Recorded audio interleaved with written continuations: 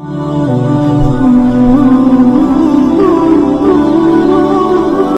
اللہ الرحمن الرحیم الحمد للہ رب العالمین الصلاة والسلام على اشرف الانبیاء والمرسلین وعلى آلہ وصحبہ اجمعین ومن تبعهم بإحسان الى یوم الدین اما بعد فاعوذ باللہ من الشیطان الرجیم بسم اللہ الرحمن الرحیم رب اشرح لی صدری ویسر لی امری واحلل عقدۃ من لسانی یفقہوا قولی۔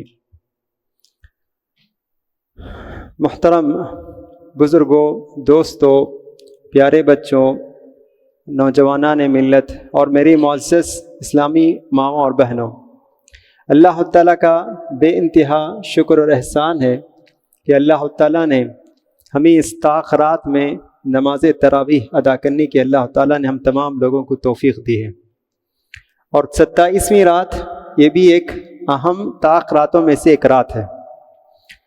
تو اللہ کے رسول صلی اللہ علیہ وسلم نے کہا کہ 5 طاق راتوں میں تم لیلۃ القدر کو تلاش کرو، تو یہ بھی 5 طاق راتوں میں سے ایک رات ہے جس میں ہمیں لیلۃ القدر کو تلاش کرنا ہے، اور پیارے نبی صلی اللہ علیہ وسلم اس رات میں بھی جاگ کر عبادت کرتے تھے۔ تو ہمیں چاہیے کہ یہ بھی ایک مبارک رات ہے، تو اس لیے اس رات میں بھی جاگ کر ہمیں عبادت کرنے کی کوشش کرنی چاہیے۔ لیکن افسوس کے ساتھ ہمیں یہ کہنا پڑتا ہے، جہاں یہ مبارک رات ہے اس کے لمحے لمحے کی قدر کرنی چاہیے اور لمحے لمحے کو عبادت میں گزارنا چاہیے۔ ایسے مبارک لمحات کو ہمارے بھائی اور ہمارے بہنیں اور مائیں مارکیٹوں میں گزار رہے ہیں، دکانوں میں گزار رہے ہیں۔ یہی وہ رات ہے جس کے بارے میں اللہ تعالیٰ کہتا ہے تنزل الملائکۃ والروح، یہ وہ مبارک رات ہے جس میں کثیر تعداد میں، یعنی بہت سی بڑی تعداد میں فرشتے زمین پر اترتے ہیں، اور جبرائیل علیہ السلام بھی آتے ہیں اللہ تعالیٰ کی سلامتی کا پیغام لے کر۔ تو ایسے مبارک رات میں جب فرشتوں کا نزول ہوتا ہے، ہمارا وجود مارکیٹ میں ہوتا ہے، تو فرشتے ہم سے کیا اثر لیں گے اور ہم کیسے اللہ تعالیٰ کی رحمت سے ہم مستفید ہو سکتے ہیں، تو ہمیں غور کرنے کا مقام ہے۔ تو اس لیے ہم کو چاہیے کہ اس مبارک رات میں پوری رات ہمیں اللہ کی عبادت میں ہمیں صرف کرنے کی پوری کوشش کرنی چاہیے، اور خاص طور سے دعاؤں کا اہتمام کرنا چاہیے، دعا، تلاوت۔ عائشہ رضی اللہ عنہ کی مشہور حدیث، آپ نے پوچھا کہ اللہ کے رسول اگر مجھے معلوم ہو جائیں کہ اس رات یہی رات شب قدر ہے تو میں اللہ سے کیا مانگوں؟ تو اللہ کے رسول نے چھوٹی سی دعا سکھائی، وہ دعا ہم سب کو یاد ہے، اللہم انک عفو تحب العفو فاعف عنی۔ تو یہ دعا ہمیں کثرت سے ہمیں پڑھتے رہنا چاہیے۔ محترم حضرات، تو آج کی تراویح میں 28واں پارہ پڑھا گیا ہے، لیکن میں 28واں پارے کے متعلق زیادہ میں گفتگو نہیں کر رہا ہوں، بلکہ میں ایک دوسرا مضمون، دوسرا ٹاپک لے کر میں آج آپ کے سامنے حاضر ہوا ہوں۔ بس تھوڑی سی چند باتوں کی طرف اشارہ کرتے ہوئے میں اپنے اصل موضوع کی طرف آتا ہوں۔ دیکھیے 28واں پارہ، اس میں بھی بہت ساری اہم باتیں ہیں، بہت سی قیمتی باتیں ہیں۔ اس میں ایک بات یہ بھی ہے کہ اللہ تعالیٰ جو ہے سرگوشی کرنے سے منع کرتا ہے۔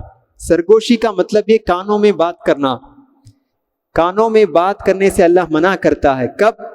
کہ کوئی ایسا کانا پوسی کر رہے ہیں جس میں برائی ہے، تو وہ کانا پوسی یا سرگوشی جس میں ہم کسی کی برائی کر رہے ہیں، تو ایسے سرگوشی کرنے سے اللہ تعالیٰ نے منع کیا ہے کہ ایسی سرگوشی نہیں کرنی چاہیے۔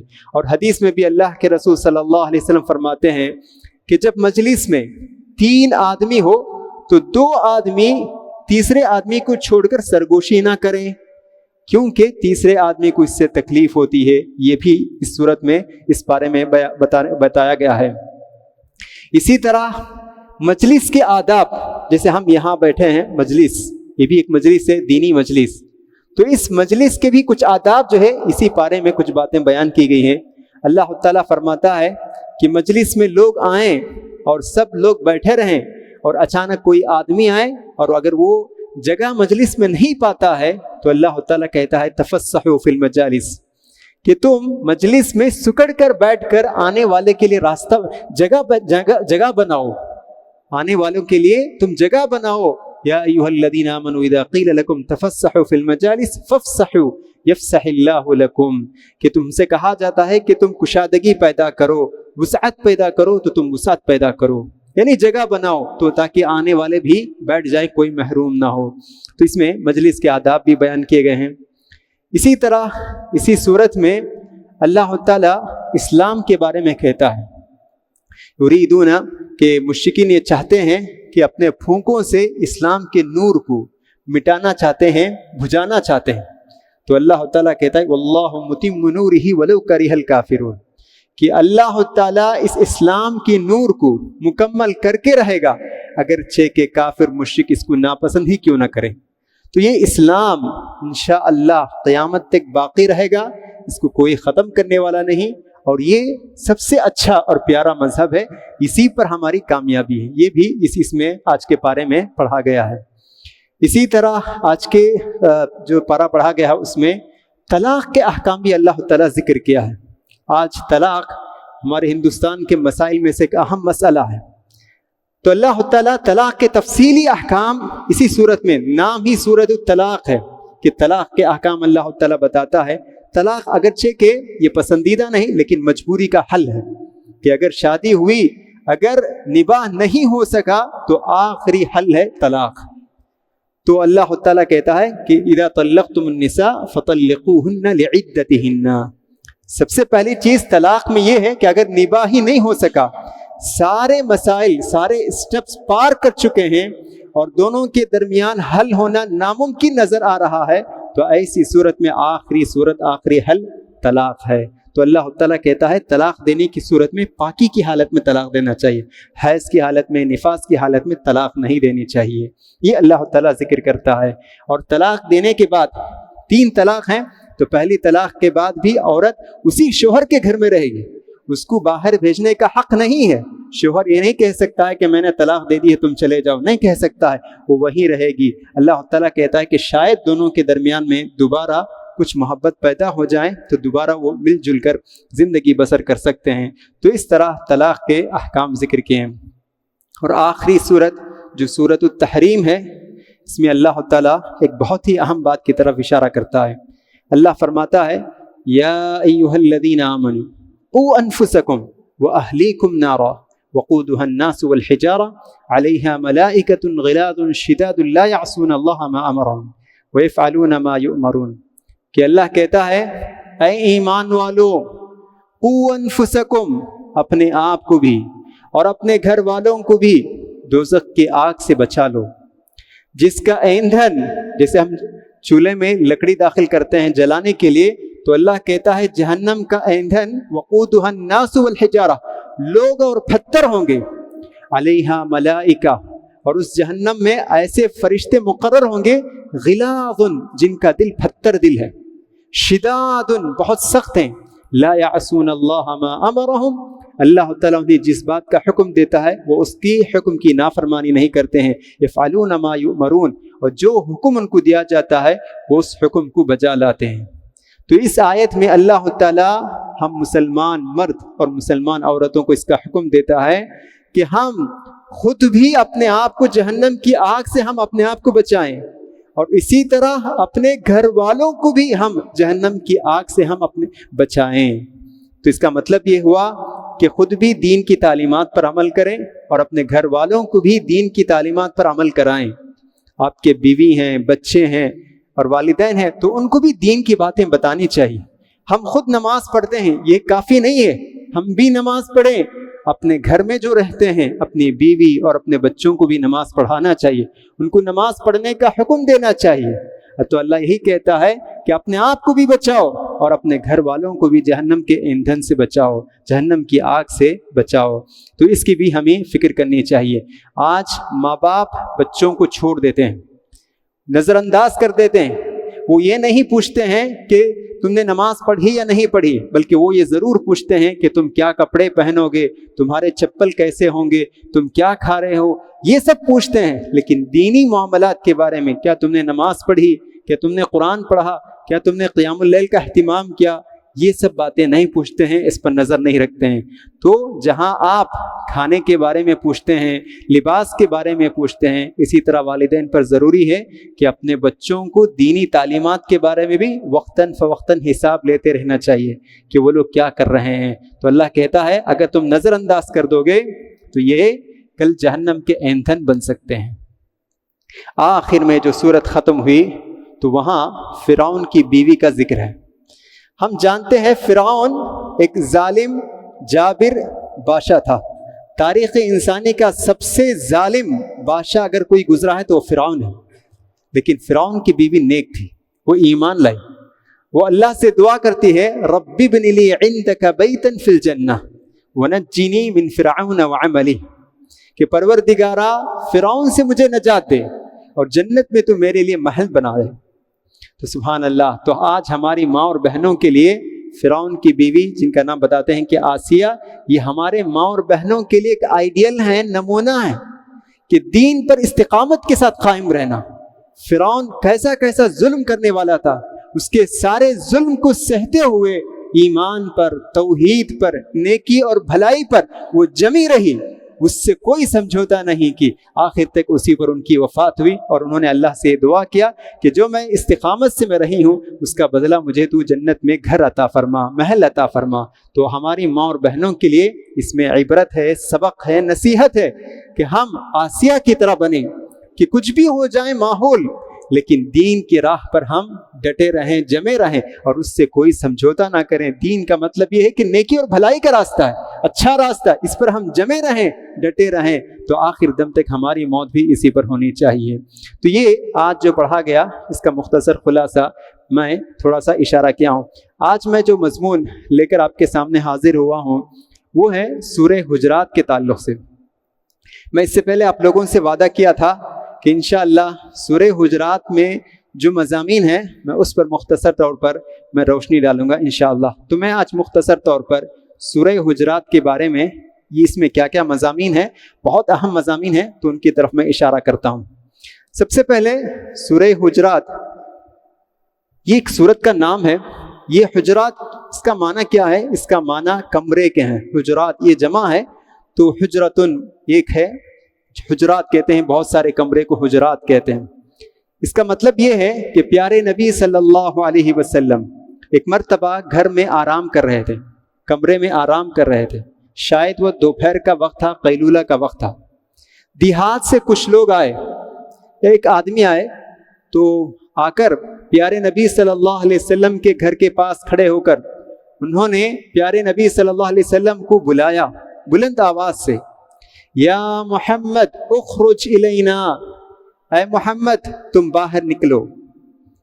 ان کا مقصد اچھا ہی تھا لیکن بلانے کا طریقہ صحیح نہیں تھا، تو اللہ تعالیٰ نے اس پر تنبیہ کی، وَلَوْ أَنَّهُمْ صَبَرُوا حَتَّى تَخْرُجَ إِلَيْهِمْ لَكَانَ خَيْرًا لَهُمْ، کہ اے نبی وہ آدمی جو آپ کو بلا رہا ہے، قیلولہ کا وقت ہے، آرام کا وقت ہے، اگر وہ تھوڑی دیر آپ کا انتظار کرتا یہاں تک کہ آپ اپنے وقت پر گھر سے باہر نکلتے تو کتنا بہتر ہوتا۔ بس اللہ اتنا ہی کہتا ہے، ان کی کوئی زجر نہیں، ان کی کوئی سرزنش نہیں کرتا ہے، ان کی کوئی مذمت نہیں کرتا ہے، بلکہ اللہ کہتا ہے آداب کا خیال کرو۔ تو اس سے ہمیں معلوم ہوتا ہے کہ جب ہم کسی کی ملاقات کے لیے جاتے ہیں تو مناسب وقت کا انتخاب کرنا چاہیے، مناسب وقت کا انتخاب کرنا چاہیے۔ دیکھیے وہ آدمی قیلولہ کے وقت آئے اللہ کے رسول سے ملاقات کے لیے، اور وہ بھی انہوں نے ادب کا کوئی احترام لحاظ نہیں کیا، انہوں نے کہا یا محمد، تو ایسا نہیں۔ تو اس میں ہمیں یہ بات بتائی جا رہی ہے کہ جب بھی ہم کسی سے ملاقات کے لیے جاتے ہیں تو اس وقت صحیح اور مناسب وقت کا انتخاب کرنا چاہیے، اور جس آدمی سے ملنے جا رہے ہیں ان کا ادب کا اور احترام کا ہمیں خاص خیال کرنا چاہیے۔ اسی طرح اس آیت میں پہلی آیت جو شروع ہوتی ہے، اللہ فرماتا ہے یا ایھا الذین آمنوا لا تقدموا بین یدی اللہ ورسولہ۔ اللہ فرماتا ہے اللہ اور اس کے رسول کے فرمان کو چھوڑ کر کسی دوسرے آدمی کے قول، کسی دوسرے آدمی کے فرمان کو یا کسی کی بات کو تم فوقیت مت دو، تم اہمیت مت دو۔ ایسا نہیں کہ اللہ اور اس کے رسول کا فرمان موجود ہے، آپ اس کو نظر انداز کر کے اپنا کوئی نظریہ اس کو ترجیح دے رہے ہیں، اس کو اہمیت دے رہے ہیں، تو اللہ تعالیٰ کہتا ہے کہ یہ صحیح نہیں۔ اللہ اور اس کے رسول کا فرمان سامنے آ جائیں تو اس کے آگے اپنے آپ کو سرنڈر کر دینا ہے، اس کے آگے اپنا سر جھکا دینا چاہیے۔ تو اللہ کہتا ہے یہی مومن کی نشانی ہے۔ تو اس کا بھی یہ ایک بات یہاں یہ بتائی گئی ہے۔ تیسری بات جو اس میں بتائی گئی کہ اللہ تعالیٰ فرماتا ہے یا ایھا الذین آمنوا لا ترفعوا اصواتکم فوق صوت النبی، کہ اے ایمان والو تم نبی سے اگر ہم کلام ہوتے ہیں تو تمہاری آواز نبی کی آواز سے بلند نہیں ہونی چاہیے، نبی کی آواز سے تمہاری آواز بلند نہیں ہونی چاہیے۔ کیوں؟ اگر اس طرح کرو گے بہت ممکن ہے کہ تمہارے عمل ضائع ہو جائیں گے۔ تو جب نبی سے بات کرتے ہیں تو یاد رہے کہ ہماری آواز نبی کی آواز سے کم ہو۔ سبحان اللہ، تو یہ بھی اللہ تعالیٰ یہاں ادب سکھاتا ہے۔ تو اس سے ہمیں یہ بات معلوم ہوتی ہے جب بھی ہم بڑوں سے بات کریں تو ہماری آواز ان کی آواز سے کم ہونی چاہیے، دھیمی آواز ہونی چاہیے۔ بڑوں سے جب بات کریں تو اللہ تعالیٰ صحابہ کو کہہ رہا ہے کہ نبی سے جب بات کرتے ہیں تو یاد رہیں کہ تمہاری آواز نبی کی آواز سے بلند نہ ہو بلکہ نبی کی آواز سے کم ہو۔ تو اس سے معلوم ہوا بڑوں سے بات کرتے وقت گفتگو کے آداب میں سے ایک ادب یہ بھی ہے کہ بڑوں سے بات کرتے وقت ہماری آواز دھیمی ہونی چاہیے۔ لڑکا باپ سے بات کرتا ہے تو اس کی آواز پست ہونی چاہیے، بیوی شوہر سے بات کر رہی ہے تو اس کی آواز تھوڑی سی پست ہونی چاہیے، شوہر کی آواز سے کم چیخنا چلانا یہ نہیں، درست نہیں۔ اللہ تعالیٰ لقمان علیہ السلام کی وصیت ذکر کرتا ہے، اپنے بیٹے کو انہوں نے چند باتوں کی وصیت کی، بہت ہی سنہرے نصیحتیں، سنہرے زرین نصیحتیں ہوں، قیمتی نصیحتیں۔ تو اس میں سے ایک نصیحت انہوں نے یہ بھی کی وَغْضُضْ مِن صَوْتِكَ، اپنی آواز کو پست رکھو، ان انکر الاصوات لصوت الحمیر، اور یاد رکھو سب سے بری آواز گدھے کی آواز ہے، گدھا چیختا ہے چلاتا ہے، تو ایسا چیخنا نہیں۔ تو جب بڑوں سے بات کریں تو لڑکا باپ سے بات کرتا ہے تو آواز پست ہونی چاہیے، بیوی شوہر سے بات کرتی ہے تو اس کی آواز پست ہونی چاہیے۔ عائشہ رضی اللہ عنہ کا قول وہ یاد ہوگا کہ میں نے اس سے پہلے بھی ذکر کیا تھا کہ انہوں نے کہا کہ ہم اللہ کے رسول سے شوہر سے ایسے ہی بات کرتے تھے جیسے تم امیر سے بات کرتے ہو، ایک امیر حکمران سے کیسے ہم بات کرتے ہیں اس طرح ہم اپنے شوہر سے بات کرتے تھے۔ تو اسی طرح شاگرد ہے استاد سے بات کرتا ہے تو استاد کی آواز سے بچے کی آواز، طالب علم کی آواز کم ہونی چاہیے۔ تو اس میں یہاں یہ بات بتائی جا رہی ہے۔ اسی طرح اس میں دوسری بات بتائی جا رہی ہے جو بہت ہی اہم بات ہے کہ اللہ تعالیٰ فرماتا ہے ان جاءکم فاسق بنبأ فتبینوا، کہ اللہ فرماتا ہے اگر کوئی بھی شخص، کوئی بھی آدمی، برا آدمی تمہارے پاس کوئی خبر لے کر آتا ہے تو تم اس خبر کی پوری تحقیق کر لو، خبر کی، نیوز کی پوری تحقیق کرو، اس کی انویسٹیگیٹ کرو، اگر وہ خبر صحیح ثابت ہو جائے تو پھر اس پر عمل کرو۔ کیوں؟ اگر خبر کی تصدیق کے بغیر، اس کی تحقیق کے بغیر اگر تم اس کو قبول کر لو گے تو بہت ممکن ہے کہ تم پچھتاؤ گے، ایسے آدمی کو نقصان پہنچاؤ گے جو بے گنہگار ہیں، جو معصوم ہیں، پھر تمہیں اپنے اس کرتوت پر تمہیں افسوس کرنا پڑے گا۔ تو اسی لیے اللہ تعالیٰ کہتا ہے کہ تم جو بھی خبر پہنچے تم اس کی تحقیق کرو۔ آج کے زمانے میں یہ اصول بہت ہی اہم ضروری ہے کہ بہت سارے لوگ کہتے ہیں کہ ہم فلاں چیز کو ہم غلط سمجھتے ہیں۔ جب ہم کہتے ہیں کہ کیوں غلط سمجھتے ہیں تو وہ کہتے ہیں کہ ہم اخبار میں پڑھے تھے، نیوز پیپر میں ہم پڑھے تھے، واٹس ایپ میں میسیجز میں ہم لوگ پڑھے تھے، تو بعد میں جب تحقیق ہوتی ہے تو معلوم ہوتا ہے کہ وہ خبر غلط تھی۔ تو کئی ایسے مثالیں ہیں، فیک نیوز واٹس ایپ میں، سوشل میڈیا میں، انسٹاگرام، فیس بک، پتہ نہیں کتنے جو ہے فیک میسیجز بھیج دیتے ہیں اور اس کی وجہ سے لوگوں کے ذہن خراب اور پریشان ہو جاتے ہیں، اور پہلے ہی ہمارا معاشرہ ڈپریشن کا شکار ہے تو اور بھی اس میں اضافہ ہو جاتا ہے۔ تو اسی لیے جو بھی میسیجز فارورڈ کرتے ہیں تو پہلے اس کی تصدیق کرنی چاہیے کہ کیا یہ خبر صحیح ہے، سچ ہے، تو پھر اس کے بعد ہم دوسروں کو بتانا چاہیے۔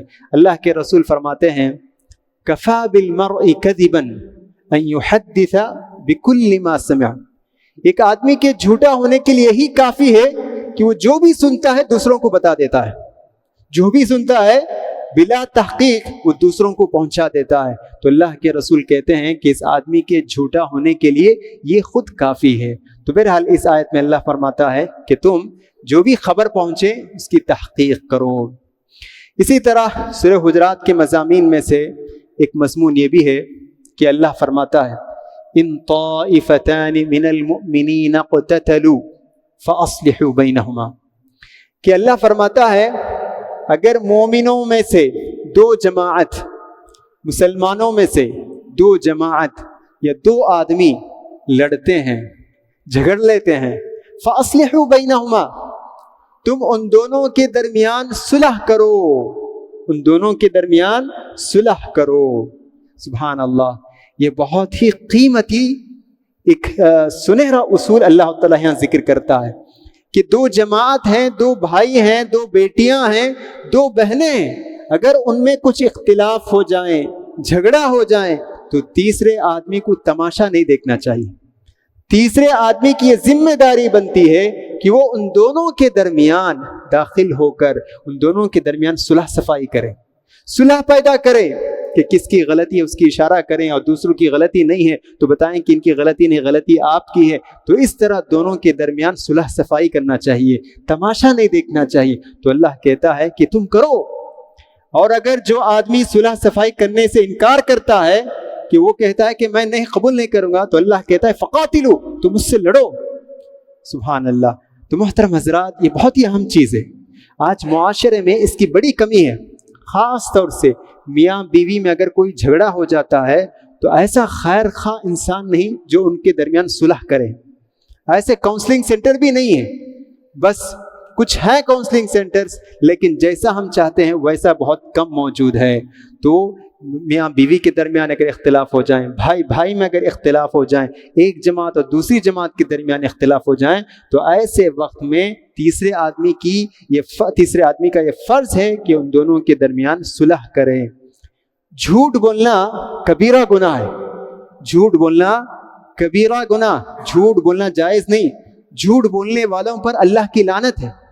لیکن صلح کرنے کے لیے، میاں بیوی میں صلح کرنے کے لیے، ایک جماعت اور دوسری جماعت کے درمیان صلح کرنے کے لیے جھوٹ کا بھی سہارا لے سکتے ہیں، جھوٹ کا بھی سہارا لے سکتے ہیں۔ سبحان اللہ۔ اللہ کے رسول نے کہا لیس الکذاب الذی، اللہ کے رسول کہتے ہیں کہ وہ شخص جھوٹا نہیں ہو سکتا ہے جو دونوں آدمیوں کے درمیان صلح کرنے کی کوشش کرتا ہے۔ تو یہ بھی اللہ تعالیٰ ہمیں اس کا حکم دیتا ہے۔ اسی طرح سورہ حجرات کے مضامین میں سے ایک مضمون یہ بھی ہے کہ اللہ فرماتا ہے وَأَقْسِطُوا إنما المؤمنون فاصلحوا بينهما فإن بغت إحداهما على الأخرى فقاتلوا التي تبغي حتى تفيء إلى أمر الله فإن فاءت فأصلحوا بينهما بالعدل وأقسطوا، کہ اللہ فرماتا ہے انصاف کرو، وَأَقْسِطُوا إِنَّ اللَّهَ يُحِبُّ الْمُقْسِطِينَ، بے شک اللہ تعالیٰ انصاف کرنے والوں کو پسند کرتا ہے۔ تو اس سے معلوم ہوتا ہے کہ زندگی کے ہر معاملے میں انصاف کرنا چاہیے۔ تو انصاف کرنے والوں کو اللہ تعالیٰ پسند کرتا ہے ہر معاملے میں۔ اگر آپ کے بچے ہیں تو بچوں کے درمیان بھی انصاف کرنی چاہیے۔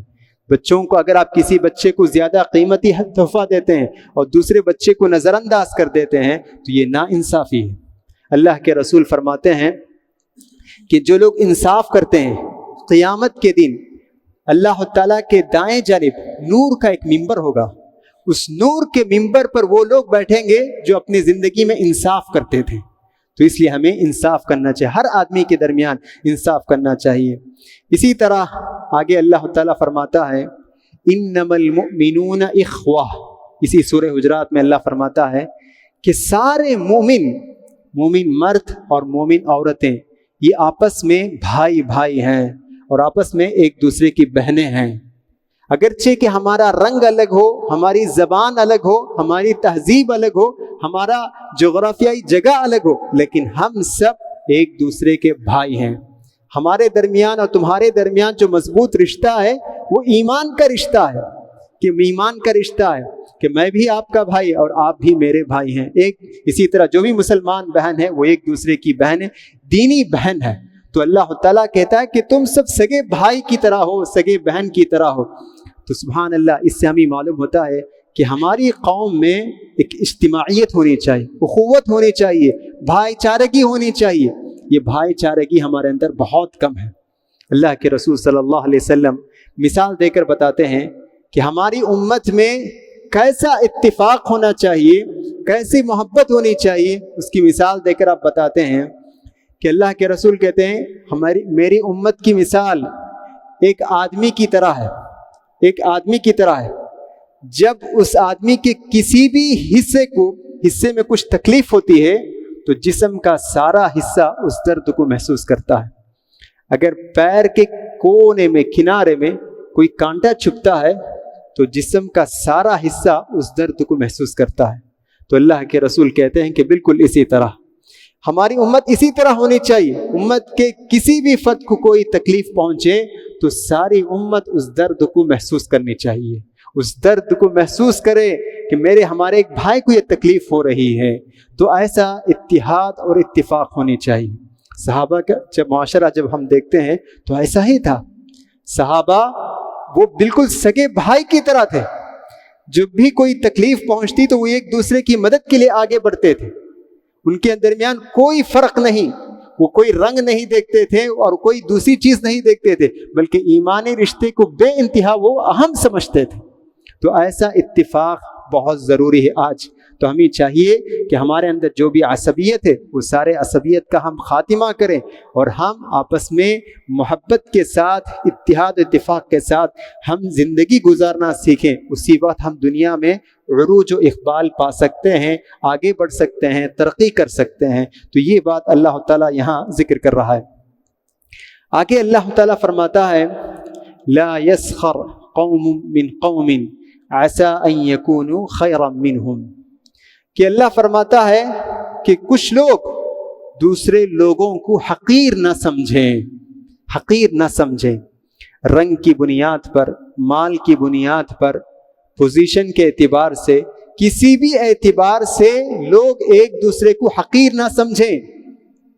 زبان کی بنیاد پر تو جیسے کہ لوگ سمجھتے ہیں کہ رنگ کی بنیاد پر دوسرے کو حقیر سمجھتے ہیں، اور کبھی مال کی بنیاد پر دوسرے کو حقیر سمجھتے ہیں. تو اللہ کہتا ہے کہ حقیر نہ مت سمجھو. کیوں؟ جس کو تم حقیر سمجھتے ہو عسى ان يكونوا خيرا منهم، جس کو تم حقیر سمجھتے ہو بہت ممکن ہے کہ وہ اللہ کی نظر میں وہ تم سے بہتر ہو سکتا ہے. اللہ کے رسول فرماتے ہیں بحسب امرئ من الشر ان يحقر اخاه المسلم، کہ آدمی کے برا ہونے کے لیے صرف اتنا ہی کافی ہے کہ اپنے بھائی کو حقیر سمجھے، یہ خود اس کے برا ہونے کے لیے کافی ہے. تو حقیر نہیں سمجھنا چاہیے کسی کو بھی. دیکھیے بلال رضی اللہ عنہ کالے کلوٹے تھے، کوئی ان کا اعتبار نہیں، لیکن پیارے نبی صلی اللہ علیہ وسلم کہتے ہیں کہ میں جب معراج کے موقع پر گیا تو میں کسی کے چلنے کی آہٹ میں نے سنی تو کہا گیا کہ یہ بلال رضی اللہ عنہ ہے. سبحان اللہ.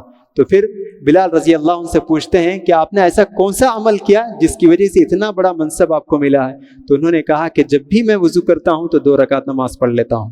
تو دیکھیے کیسا مقام ملا بلال رضی اللہ عنہ.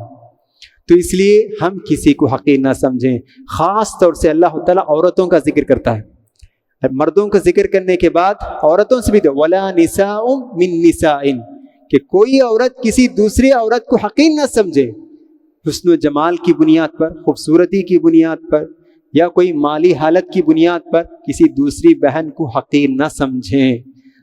عسى ان يكن خيرا منهم، کہ اللہ کہتا ہے بہت ممکن ہے کہ وہ اللہ کی نظر میں تم سے بہتر ہو سکتی ہیں. اسی طرح اللہ تعالیٰ آگے فرماتا ہے یا ایھا الذین آمنوا اجتنبوا کثیرا من الظن، اے ایمان والو بدگمانی سے بچو، بدگمانی سے بچو. یا ایھا الذین آمنوا اجتنبوا کثیرا من الظن ان بعض الظن اثم، اس لیے کہ بعض بدگمانیاں یہ بھی گناہ ہے. تو اس آیت میں بہت ہی اہم بات کی طرف اللہ تعالیٰ اشارہ کرتا ہے کہ بدگمانی سے بچو. مسلمان کو ایک دوسرے پر اعتماد اور بھروسہ ہونا چاہیے، اعتماد اور بھروسہ ہونا چاہیے. کہا گیا ظنوا بالمؤمنین خیرا، مومن کے تعلق سے تم اچھا گمان کرو. تو ہر ایک بھائی کے تعلق سے ہمارا اچھا گمان ہونا چاہیے، بھروسہ ہونا چاہیے. جب تک ان کے بارے میں دلیل کی بنیاد پر کوئی بات ثابت نہ ہو تو اس وقت تک ہم کو ان کے تعلق سے اچھا گمان ہونا چاہیے. خصوصاً میاں بیوی میں اچھا گمان بہت ضروری ہے. اگر بدگمانی یہ پیدا ہو جائے میاں بیوی کے درمیان تو یہ رشتہ زوجیت ختم بھی ہو سکتی ہے. رشتہ زوجیت کے لیے یہ قینچی کی طرح ہے کہ بدگمانی اگر شوہر کو بیوی پر بدگمانی شروع ہو جائیں یا بیوی کو شوہر پر بدگمانی یہ اگر شروع ہو جائے تو رشتہ زوجیت ختم بھی ہو سکتی ہے. یہ رشتہ زوجیت کے لیے ایک زہر ہے. تو اس سے ہمیں بچنا بہت ضروری ہے. تو جہاں ہم کہتے ہیں کہ بدگمانی سے بچو تو وہی یہ بھی ضروری ہے کہ شوہر اور بیوی دونوں بھی بدگمانی کا موقع بھی نہیں دینا چاہیے. دونوں بدگمانی کا موقع بھی نہیں دینا چاہیے. مثال کے طور پر شوہر دیکھ رہے ہیں کہ بیوی جو ہے کسی سے فون پر بات کر رہی ہے. جیسے ہی شوہر داخل ہوتے ہیں تو فوراً بیوی اگر فون پر بات کرنا ختم کر دیتی ہے تو بہت ممکن ہے کہ شوہر کے ذہن میں کچھ باتیں آ سکتی ہیں. فوراً مجھے دیکھنے کے بعد کٹ کرنے کی وجہ کیا ہے, کال کیوں کٹ کی, تو کس سے بات کر رہی تھی, یہ سارے بدگمانی پیدا ہو سکتے ہیں. اسی طرح شوہر رات میں بہت دیر سے آتے ہیں, کیوں, کیا وجہ, یہ بھی بدگمانی کا ایک موقع ہے. تو اس لیے ہم کو چاہیے کہ جیسا بیوی فون پر بات کر رہی ہے تو ان کو چاہیے کہ شوہر صاحب آنے کے بعد بھی اپنے گفتگو کو بڑھائیں تاکہ ان کے دل میں کوئی بدگمانی کا کوئی شائبہ بھی نہیں پیدا ہونا چاہیے. پرانے زمانے میں ایک استاد تھے, وہ کہتے تھے کہ شراب کی دکان میں چلر لینے کے لیے بھی نہیں جانا چاہیے. اگرچہ کہ آپ پینے نہیں جا رہے ہیں, پیسہ دے رہے ہیں اور اس سے چلر چینج لینے کے لیے جا رہے ہیں, تو کہتے ہیں کہ یہ بھی غلط. کیوں, اس لیے کہ آپ تو برائی نہیں کریں لیکن بدگمانی کا موقع آپ دے رہے ہیں, تو وہاں نہیں جانا چاہیے. اتنا جو ہے کہا گیا اتقوا مواضع التهم, کہ بدگمانی کے مواقع سے بچو. تو اس کا بھی ہمیں خیال کرنا چاہیے. آگے اللہ تعالیٰ فرماتا ہے وَلَا تَلْمِزُوا أَنفُسَكُمْ, کہ اللہ کہتا ہے یہ ایک دوسرے پر لعن طعن مت کرو. لعنت کرنا, گالی گلوچ, تو اللہ کہتا ہے کہ اس سے تم بچو. اللہ کے رسول صلی اللہ علیہ وسلم نے کہا سباب المسلم فسق وقتالہ کفر, ایک مسلمان کا دوسرے مسلمان کو گالی دینا یہ فسق ہے, یہ برا ہے, یہ گناہ ہے, اور اس سے لڑنا یہ کفر ہے, اسلام سے خارج ہو جاتا ہے. تو کسی آدمی پر لعن طعن کرنا, لعنت کے کلمات کہنا, یہ جو ہے درست نہیں ہے. اسی طرح برے القاب سے پکارنا کہ اے موٹی, اے موٹا, اے لمبا, اے دگڑا, یہ جو ہے ولا تنابزوا بالالقاب, جسے ہم بلاتے ہیں لنگڑے, فلاں, کالے, نہیں, ولا تنابزوا بالالقاب, تم برے القاب سے مت پکارو. ان کا جو اچھا نام ہے اسی نام سے ان کو پکارنا چاہیے. ہاں, اگر کسی کا ایک سے زائد نام ہے اور دو نام بھی ان کو بلانے میں ان کو کوئی تکلیف نہیں ہوتی ہے تو ایسے وقت میں ان کو بلا سکتے ہیں. پیارے نبی صلی اللہ علیہ وسلم کے زمانے میں ایک صحابی تھے, ان کا نام بتاتے ہیں خرباق, لیکن ان کو پیارے نبی صلی اللہ علیہ وسلم ذوالیدین کہتے تھے, دو ہاتھوں والے. ایک ٹائٹل ہے, یہ بھی ایک نک نیم جیسا بتاتے ہیں ویسا, ذوالیدین, دو ہاتھوں والے. تو اس کی وجہ یہ بتاتے ہیں کہ وہ زیادہ خدمت کرتے تھے, تو اس وجہ سے اللہ کے رسول نے ان کو ذوالیدین کہہ کر پکارتے تھے, اور وہ صحابی اس سے ان کو کوئی تکلیف نہیں ہوتی تھی. تو اس طرح اگر کسی کا کوئی نام ہے تو اس سے ان کو کوئی تکلیف نہیں ہوتی ہے تو پھر ہم اس نام سے بھی ان کو پکار سکتے ہیں. اور اسی طرح اللہ تعالیٰ آگے فرماتا ہے وَلَا يَغْتَبْ بَعْضُكُمْ بَعْضًا, تم ایک دوسرے کی غیبت مت نہ کرو. آج غیبت بہت عام ہو گئی, خصوصاً موبائل فون کی وجہ سے. ہم دیکھتے ہیں کہ اگر کوئی دو آدمی بول رہے ہیں تو وہ تیسرے کی غیبت میں مشغول ہیں, تو غیبت سے بچنا چاہیے. اللہ تعالیٰ اتنا سخت مثال دیتا ہے کہ سننا بھی ہمارے لیے بہت مشکل ہے. اللہ فرماتا ہے أَيُحِبُّ أَحَدُكُمْ أَن يَأْكُلَ لَحْمَ أَخِيهِ مَيْتًا فَكَرِهْتُمُوهُ, کیا تم میں سے کوئی آدمی اپنا بھائی, دیکھیے پہلے اپنا بھائی اور دوسرا مردہ بھائی, أَيُحِبُّ أَحَدُكُمْ أَن يَأْكُلَ لَحْمَ أَخِيهِ مَيْتًا, اپنے مردہ بھائی کی گوشت کھانا پسند کرے گا, فَكَرِهْتُمُوهُ, تم ناپسند کرو گے. تو بالکل ایسا ہی, تو اس سے غیبت سے بچنا چاہیے. غیبت کسے کہتے ہیں؟ پیارے نبی صلی اللہ علیہ وسلم نے کہا کہ اپنے بھائی کی غیر موجودگی میں وہ بات ذکر کرنا جس کو وہ ناپسند کرتا ہے, اس کو آپ نے کہا کہ غیبت ہے. پیارے نبی سے پوچھا گیا کہ جو بات ہم کہہ رہے ہیں اگر واقعی وہ اس آدمی میں موجود ہو تو کیا ہے؟ تو اللہ کے رسول نے کہا آپ جو بات کہہ رہے ہیں واقعی اگر اس آدمی میں موجود ہے تو وہ غیبت ہے, اگر اس آدمی میں نہیں ہے تو آپ نے اس پر بہتان لگا دی, اور یہ دونوں بڑے گناہ ہیں. تو اس لیے کسی بھی آدمی کی غیر موجودگی میں اس کے وہ باتیں ذکر نہیں کرنی چاہیے جس کو وہ ناپسند کرتا ہے، تو اس سے بھی ہمیں بچنا چاہیے۔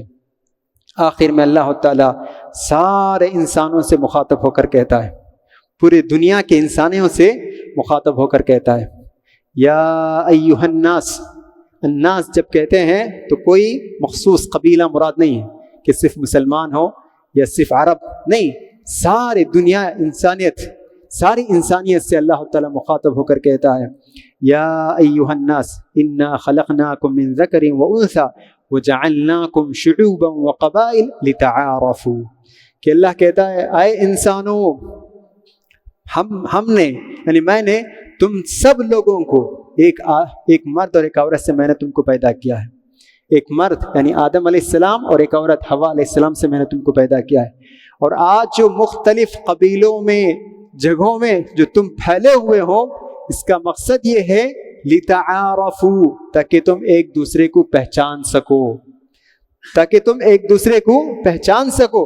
یہ جو ہمارا رنگ جو الگ ہے، ہماری زبانیں جو الگ ہیں، ہماری تہذیب جو الگ ہیں، یہ صرف آئیڈینٹیفیکیشن ہے، یہ صرف پہچاننے کے لیے ہے، یہ کوئی ہمارے لیے فخر کے لیے نہیں۔ یہ اللہ کہتا ہے کہ تاکہ تم ایک دوسرے کو پہچان سکو، اسی لیے ہم نے مختلف قبیلہ، خاندان، جغرافیائی اعتبار سے بہت سارے جگہوں میں ہم نے تم کو پھیلا دیا ہے، ورنہ سب انسان ہیں، ہم سب سارے لوگ، چاہے مسلمان ہو کہ غیر مسلم، چاہے کرسچن ہو یا کوئی بھی ہو، ہم سب آپس میں ایک ہی ماں باپ کے سارے اولاد ہیں، ہم سب ایک لحاظ سے بھائی بھائی ہیں۔ تو اللہ کہتا ہے کہ تم سب لوگ بھائی بھائی، لیکن تم میں سب سے معزز اور عزت والا شخص اللہ کی نظر میں وہ ہے جو تقوی والا ہے۔ ان اکرمکم عند اللہ اتقاکم، کہ جو شخص اللہ تعالیٰ کو ڈر کر زندگی بسر کرتا ہے ساری دنیا انسانیت میں، وہی شخص اللہ تعالیٰ کی نظر میں محبوب ہے، پسندیدہ ہے اور معزز ہے۔ تو ہم کو چاہیے کہ ہم اللہ تعالیٰ کے اس کہنے کے مطابق اگر ہم معزز، عزت دار، عزت والا شخص اگر بننا چاہتے ہیں تو ہم کو چاہیے کہ ہم تقوی اپنائیں۔ اللہ تعالیٰ سے دعا ہے کہ اللہ تعالیٰ سورہ حجرات میں جن اہم مضامین کی طرف اللہ تعالیٰ نے اشارہ کیا ہے، ان مضامین پر غور کرنے اور اس کے مطابق عمل کرنے کے اللہ تعالیٰ ہم تمام لوگوں کو توفیق عطا فرمائیں، آمین۔ اللہ تعالیٰ ہمارے گناہوں کو معاف کرے، اللہ تعالیٰ ہمیں دنیا میں بھی اور آخرت میں بھی ترقی اور کامیابی ہمیں نصیب کریں۔ اللہ تعالیٰ ہم میں جو بیمار ہیں، اللہ تعالیٰ ان کو صحت کاملہ اور شفا عاجل انہیں نصیب فرمائیں، اور جو بھی ہمارے مرحومین ہیں اللہ تعالیٰ ان پر رحم کریں، ان کے قبر کو کشادہ کریں، ان کے قبر کو نوروں سے بھر دیں، اور ان کے قبر کو جنت کے باغات میں سے ایک باغ بنا دیں، اور جو بھی ہمارے جائز خواہشات ہیں اللہ تعالیٰ ان خواہشات کی تکمیل کے لیے وسائل پیدا کریں۔ اللہ تعالیٰ سے دعا ہے کہ اللہ تعالیٰ ہمارے عمل کو قبول فرمائے، آمین۔ وآخر دعوانا ان الحمدللہ رب العالمین، صلی اللہ تعالیٰ وسلم علی خیر خلقہ سیدنا محمد وعلی آلہ وصحبہ اجمعین، الحمدللہ رب العالمین۔